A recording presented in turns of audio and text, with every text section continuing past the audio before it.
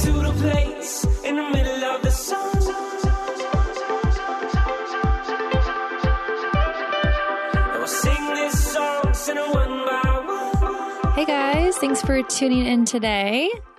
What's going on? We hope you're having a great day. We got another awesome show for you. Yes, we interview Colin Wilford, and Colin is a clinical psychologist with 27 years experience in marriage and relationship counseling.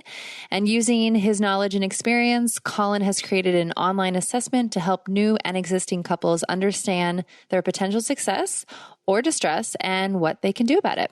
And that's exactly what we talk about today. We talk about the 10 factors that he's put into this online assessment, and really 10 factors in determining a successful relationship according to Colin and what he's found through his 27 years of experience. So we go through each of these factors and how we can think about them, how we can work on them, what to do if, we're like, oh, we're really screwed in this department.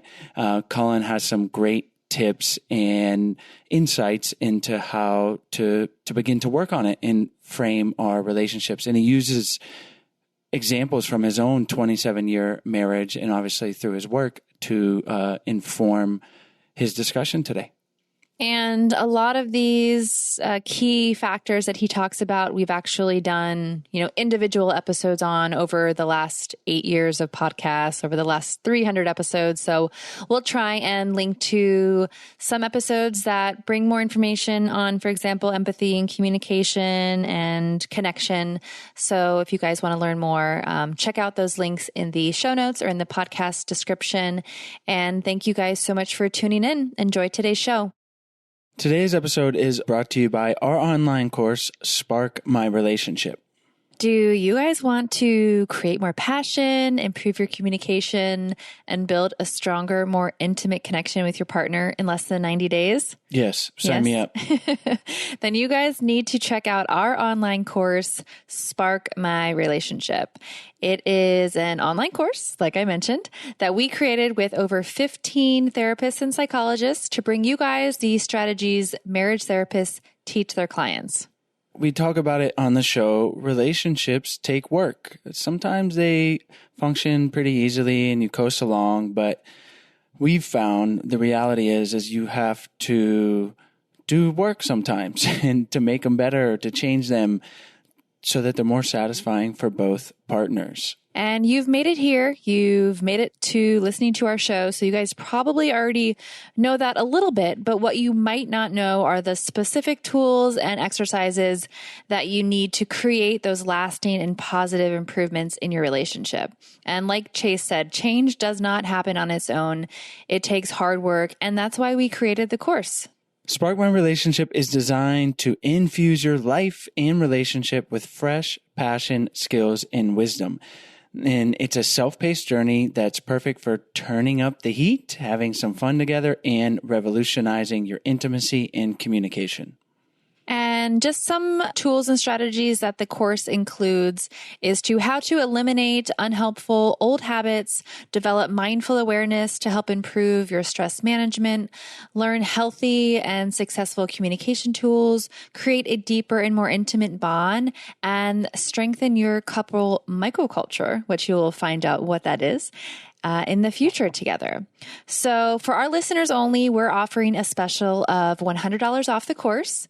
Visit sparkmyrelationship.com/unlock to unlock your discount. And there is a 30-day money-back guarantee, so there really is no reason to not give it a try. So go to sparkmyrelationship.com/unlock for $100 off.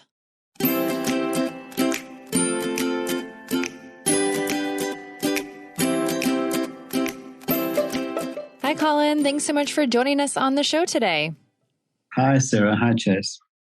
With 27 years of experience in marriage and relationship counseling, we think you've probably learned a thing or two about what makes a relationship successful. So we wanted to kind of have a general discussion about the key factors that you found through your work with couples and individuals that will help us make our relationships more successful. So let's dive in and just maybe start with some of the things. We don't necessarily have to start with the biggest factor. We want to maybe save that, but maybe some of the preliminary things that you've seen through your work. Sure. Well, thank you. Thanks for having me on your show. When I first started out as a relationship and marriage counselor, I was quite big into, what is the personality? Are you more of an extrovert or an introvert? And what makes people get attracted to other people? And obviously there's the whole physical thing as well. But over all this time, I've definitely learned a little bit. I think I've tried to observe and try to take notice of what works and what doesn't. And I've definitely come to the conclusion that it's not about personality. It's not about having the same background. It's not about even being in the same culture, although there's things to help. They certainly do help.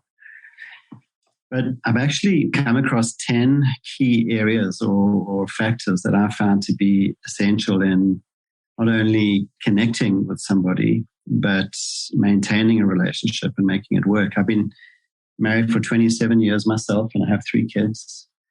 And my wife and I are more in love now than we were when we first met. So there's really a way to make it work well. And it seems like you guys are pretty much there as well. Well, let's dive in. And it's interesting that you've also been practicing since you got married. So same kind of journey along that. But yes, we are excited to hear the things that you've found. Sure. So I think my wife has taught me a lot. I might be the expert, but she's definitely the the one who's taught me some of these things as well. And so I've actually just created an online assessment which covers these 10 areas. And I call it the Connections Relationship Compatibility Assessment. And let me run through them and feel free to dive in at any time. It's a brand new tool. I've just come up with it. We're still building the website. But the first factor on the list is just communication. And you might think, well, that's an obvious one. But we got into the habit of every night at bath time, and this might sound a bit funny, but we have a chair in the bathroom. And my wife likes to jump in the tub.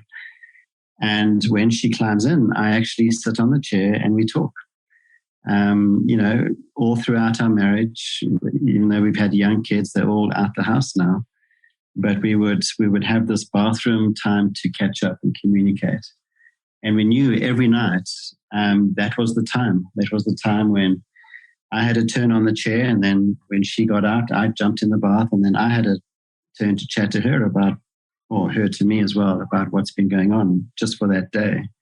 So communication is key, and we have to be in the habit of effective communication. The second element is empathy.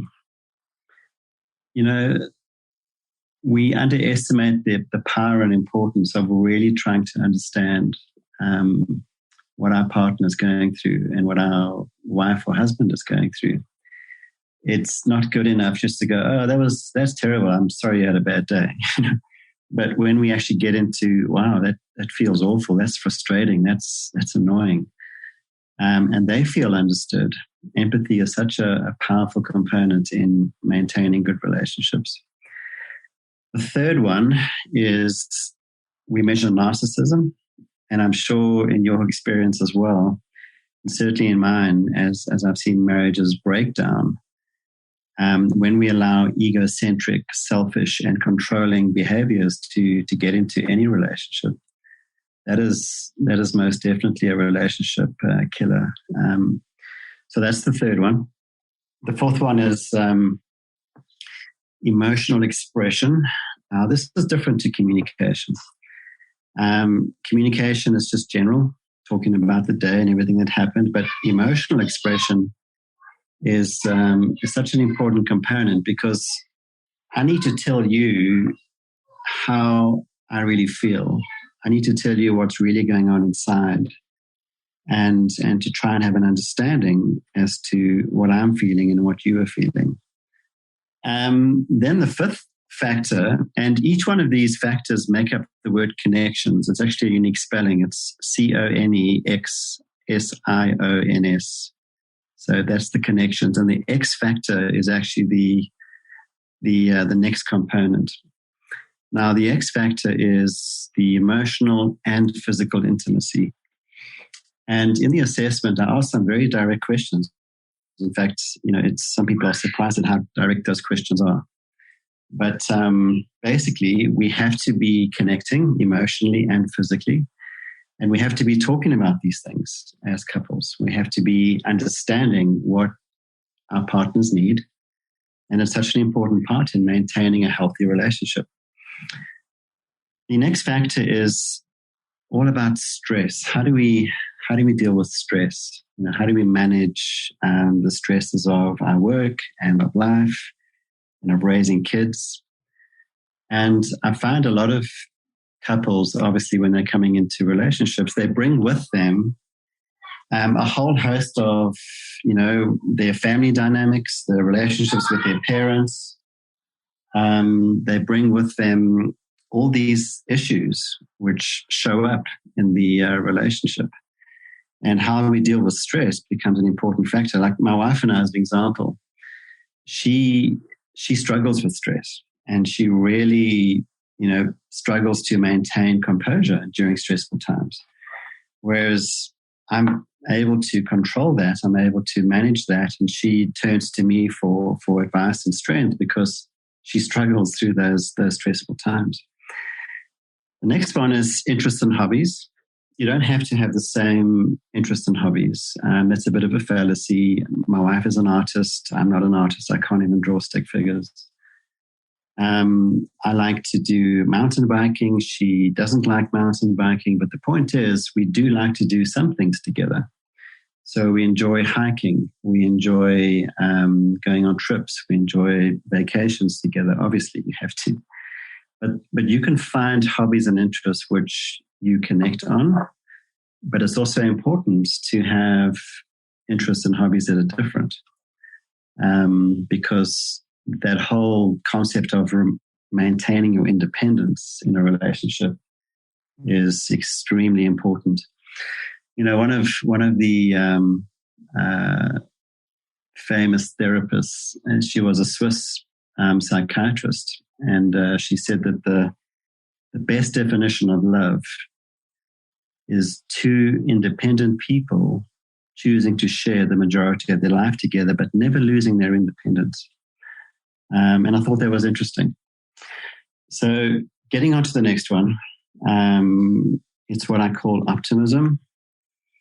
And I like to assess this when I work with couples, is how positive, how optimistic, what kind of energy, do these individuals have? And you may have noticed this as well, but, some people have this negative energy about them. They have difficulty remaining positive and optimistic when life gets difficult. And if you can manage that, and if you can be aware of that, and if you can strive towards being more optimistic and positive, emphasizing and focusing on the negative, and basically, just bringing the whole mood down. Then we have needs, and I refer to financial needs here. There is nothing more stressful for most marriages and couples when they have financial trials and they have financial challenges. And so basically, we have to be on the same page when it comes to saving money, planning for the future, talking about finances, talking about expenses.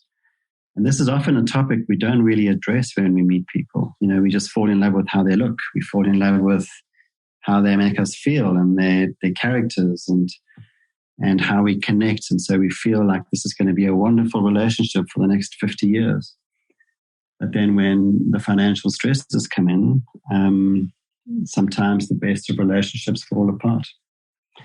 And then the last item is a spiritual connection. Now, some couples I've worked with say to me, well, we don't have any spiritual interests, so that's not really relevant to us. And that's fine. I mean, that could be something that they both agree upon. But can you imagine if one of them was more spiritual in the sense that they have a philosophy they live by, and they meditate and they pray and they do all those types of spiritual things, and the other partner can't really connect with that or understand that. And so I think it's an important topic to discuss when we're looking at relationships and being successful. So those are the 10 items that make up the what I find to be important in relationship success. Well, thank you for sharing. And we have a lot of questions. So let's start at the top with communication. And you mentioned the time every day you and your wife have to sit down and talk about the day. And one of the things, obviously we've talked about communication a lot on the show, but one of the things that comes up is maybe over communicating, in that a lot of times it's negative, it's a weight on the relationship. So can you talk maybe about your personal experience and your wife's daily practice and how to make sure that communication is not disjunctive? So that's such a good question. And let me touch upon the concept of over communicating. There are certainly individuals who talk too much, and it becomes irritating. So let me give you an example. I saw a couple yesterday, and the point is, while this guy's at work, while this guy is doing what he needs to do during the day, she literally phones him like 20 times. And she just wants to talk about what just happened and who she spoke to and what she heard on the television, or what she heard from a friend. And he's like, hey, honey, I just need to actually focus on work now. Can you actually just back off a little bit? And she's like saying, well, hey, I need to tell you everything, don't I? I need to tell you everything I'm thinking, feeling. And isn't that part of a healthy relationship? And that's a good example of over-communicating. Sometimes we need to talk less and wait for the right moments, because, people's lives are busy and we have jobs and we have other things going on. And very often, and you might find this interesting, but I think it's important for couples to sometimes have thoughts that they always just keep to themselves, that their partner maybe never gets to hear about, because, they could be hurtful, they could be difficult thoughts. And so if we over-communicate everything we think about, that could also unnecessarily, kind of capsize or sabotage a healthy relationship. What did you tell that person, that wants to over-communicate, that it's damaging the relationship? How can they take ownership of their thoughts and kind of keep things to themselves and process it outside of the relationship? I just try to explain to her that the effect of that is not always positive. Just try to share with her that you're building up frustration in your husband. He is trying to focus on his career. She has a career too. It's not like she sits at home and waits for him to come home. She is a financial advisor. She has a busy career, but she literally picks up the phone every half an hour, or if she can, even less than that. But so I just explained to her the effects of what over communication does, how it leads to frustration, and it interrupts the guy's focus. It interrupts what he's trying to do. And it actually makes him a bit resentful. It's like, well, can you just leave me alone? Can you just actually stop talking so much? Because he feels like he's not being effective in what he's doing. And so to directly answer your question, explain the consequences, help her understand that there's an effect, it's a negative effect. And there are times that we should set aside, like that bath time, to communicate and to then speak about whatever happened that day. But before we continue on, we want to tell you about today's sponsors. Today's episode is brought to you by Dipsea. We are finally coming out the other side of the pandemic where you might have been spending a lot of time alone, self-quarantining, not really going out on dates. And we're slowly emerging, but you might be needing a break from your inbox, from the media, from news, and maybe from dating. You went back into the dating world and you're like, oh, okay, I liked the quarantining part. Dipsea is just what you may need. And Dipsea is an audio app full of short, sexy stories and guided sessions that are designed to turn you on and help you get in touch with yourself. The stories are relatable and immersive, so you feel like you are right there. And there truly is something for everyone, no matter what you're into. They add new content every week, so there's always more to explore. They have all kinds of different stories about maybe a spontaneous hookup or a sexy yoga instructor, but really anything you can imagine, and maybe some things you can't imagine, which will surprise you. You might find something new that you like. Are on the Dipsea app. The guidance sessions can help you unlock new confidence or heighten intimacy with your partner. So try a new way of getting turned on with Dipsea. For our listeners, Dipsea is offering an extended 30-day free trial when you go to dipseastories.com/ido. That's 30 days of full access for free when you go to Dipsea, DIPSEA stories.com/ido. dipseastories.com/ido. Today's episode is brought to you by Headspace. Wouldn't it be great if there were a pocket-sized guide that helped you sleep, focus, and just overall feel better? Well, there is. And if you have 10 minutes, Headspace can change your life. Headspace is your daily dose of mindfulness in the form of guided meditations in an easy-to-use app. Headspace is one of the only meditation apps advancing the field of mindfulness and meditation through clinically validated research. So whatever the situation, Headspace can really help you feel better. For example, if you're feeling overwhelmed, Headspace has 3-minute SOS meditations to make you feel more relaxed and at peace. And if you need some help falling asleep, Headspace has wind down sessions that I love after the end of a long busy day where maybe my head is still turning. And for parents, Headspace even has morning meditations you can do with your kids, which we sometimes do with Stella. She loves it.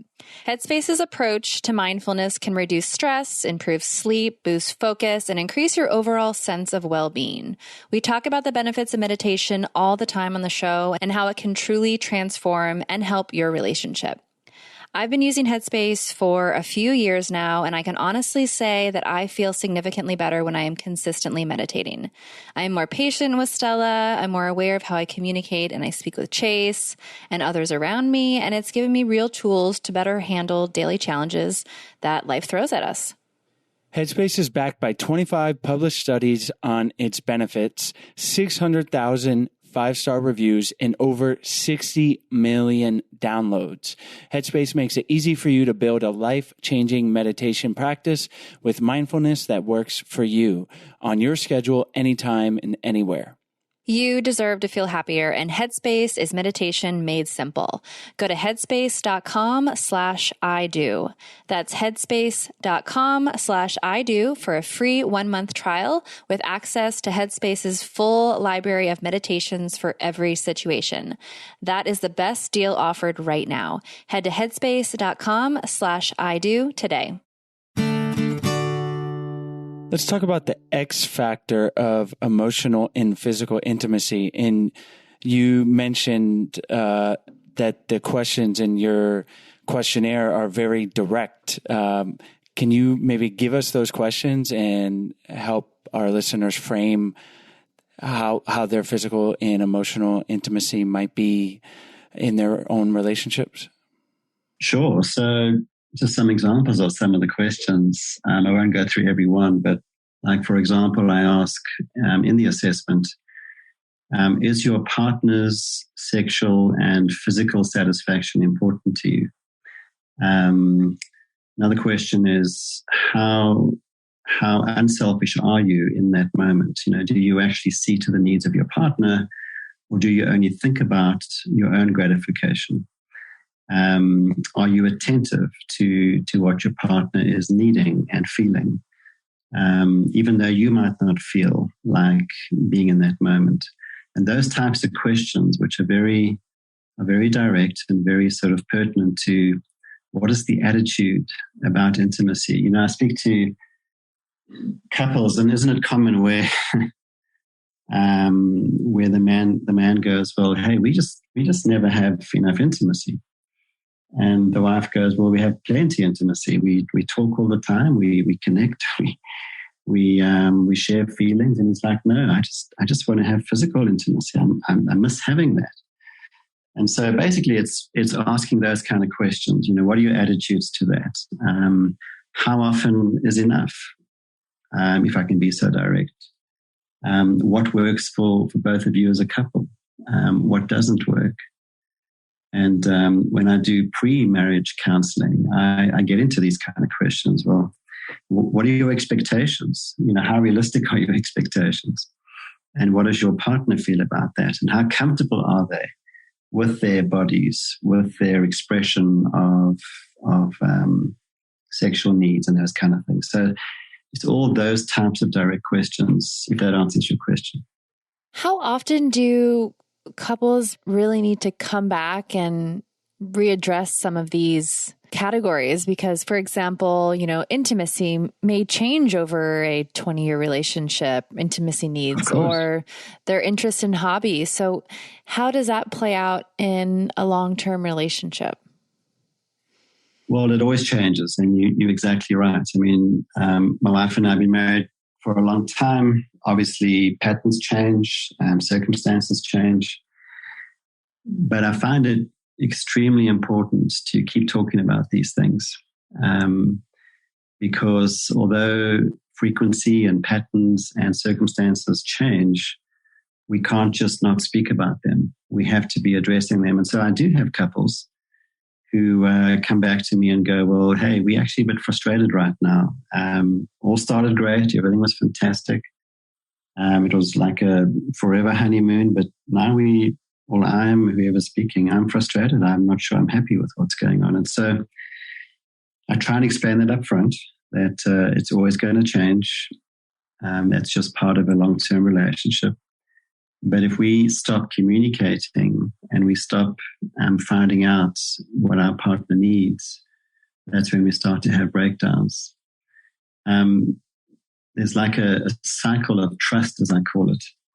And the beginning of that cycle is a discovery of needs. What do you need? What am I not giving you? What am I not meeting? And then when we understand those needs, we then advocate, or we discuss how we're going to fulfill those needs and what is going to be mutually agreeable for both couples. And if we keep that pattern going of discovering and then supporting and advocating and discovering, and we keep discovering, that's what keeps trusting and healthy relationships alive. Let's talk about the factors of dealing with stress and optimism, because to me, there can be a common thread of, let's say our partner is not good at dealing with stress and or they're also not very optimistic. They can be a bit negative. How can we go about addressing that with our partner and supporting them and just navigating those situations? One of the examples that I've seen working is this particular couple. His wife was falling into this trap of always being negative, always critical. And I encouraged him to have a conversation, what we call a crucial conversation. And that is, where does this come from? What is the origin of this? Tell me about how you got into this pattern of negativity. How did you get so comfortable with always finding fault with whatever's going on around you? And so it was discovered through her personal experience that she had very critical parents who were always finding faults, always telling her where she's wrong. And basically it was a case of just perpetuating the bad habits. Kind of modeling what your parents did and how they raised you and how life was for you. And so it's funny how we continue those patterns and how we continue those habits almost as a way to try and fix the past. But sometimes it's just simply because that's all we know. And we are so used to always being critical and finding a problem with everything. And so we then just try and encourage a changing of the rhetoric, a changing of the patterns, a changing of the habits, and get them to practice, positive speech, positive interaction, positive assessment. And just, when you find your partner being overly critical about everything, I would encourage that person to go, hey, is there another way we can look at this? Maybe it's not all bad. Maybe there is a positive side to this. And so we get into the habit of having a different conversation. And that's just some of the practical things that I would recommend. And the same could be with stress, yeah? Absolutely, yeah. I mean, stress is really about perception, isn't it? It's really about how we're perceiving something. If there is a dog charging at me and it's a Rottweiler, that's going to be a bit stressful because I perceive this huge, big, ferocious animal coming at me. But if it's a little Chihuahua that basically is no more than 6 inches high, my perception is very different of that oncoming threat. And so it's really about how we see things, how we understand a situation. If one of your partner, your companion loses a job, the one might perceive that as, well, this is a wonderful opportunity to find a better one. Whereas the other perception is, this is awful. Our life's come to an end. We've got no income. Our income's been halved. Life's going to be awful. And so we become very stressed out by that. And so in stress management training or stress management education, I always try and get people to change their perspective, to change the angle they're looking from. Because if they can do that, they can actually manage that stress a bit better. And how can a partner be supportive if our partner is getting super stressed out and it's like, hey, is there another way to look at this? You could ask him that. But then sometimes it seems like there can be a line where you're then just trying to change your partner in a sense. Sure. So that's opening up a whole Pandora's box because we know that successful relationships learn that you can't change your partner. You can't change them to become somebody else. There's a lot of truth and wisdom in accepting, where they're at and who they are. But my retort to that is, it doesn't mean we can't refine and improve. It doesn't mean we can't better ourselves and become better partners for whoever we are in a relationship with. And so getting back to the first part of your question,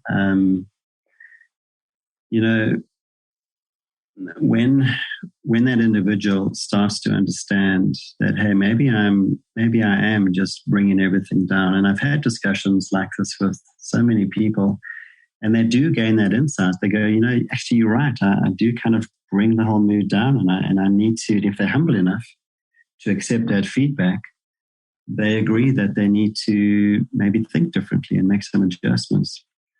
And so the partner needs to be supportive. The partner needs to show empathy, one of the things we discussed earlier. The partner needs to show understanding and say, hey, I understand that the way you see things right now is just very negative and it's all fall down and everything is so bad. But I'm going to try and be optimistic. I'm going to try and be the one to actually find a solution here. So work with me. Let's try and do this together. And you bring where you're at, and I'll try to bring where I'm at, and we're going to try and get through this together. And if you have that approach, it can be quite effective.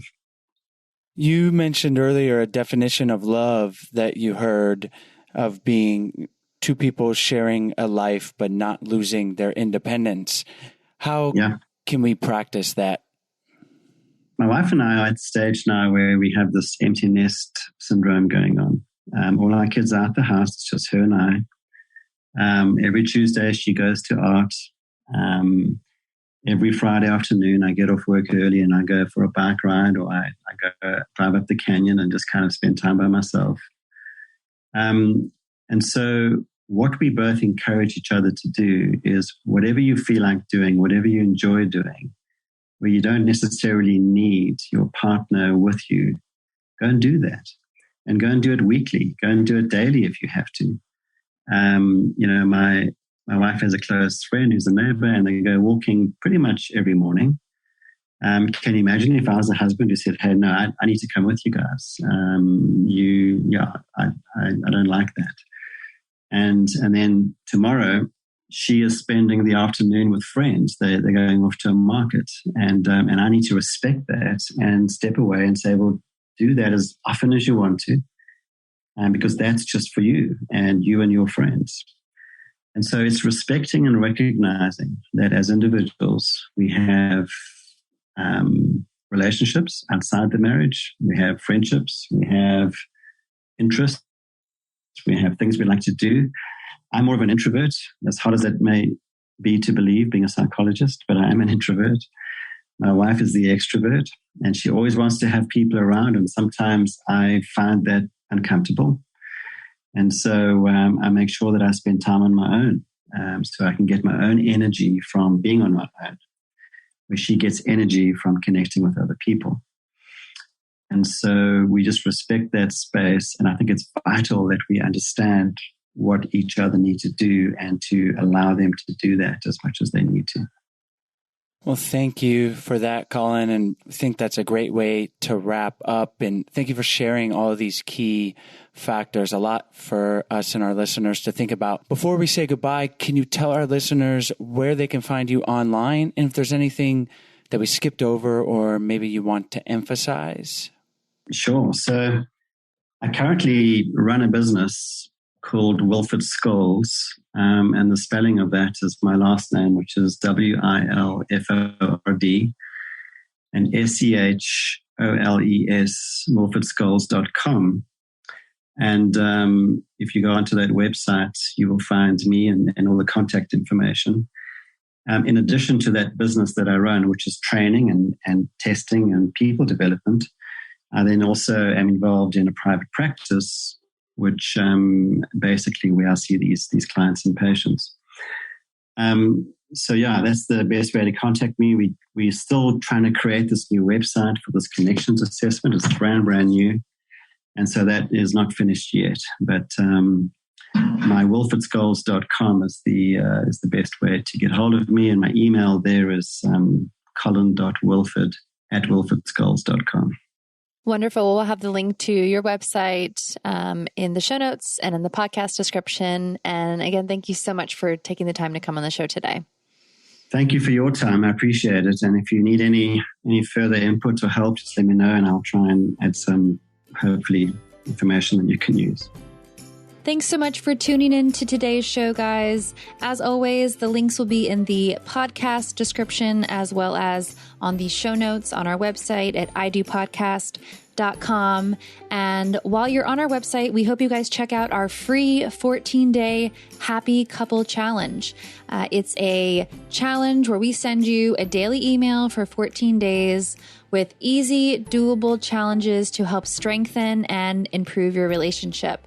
And it's honestly just a whole lot of fun to do with your partner. It's something new, and we think you guys will really enjoy it. So check it out. And while you're on the website, there are tons of free resources, as well as more information about our online course, Spark My Relationship, where our listeners can get $100 off. So check that out. You can go directly to the course website at sparkmyrelationship.com/unlock.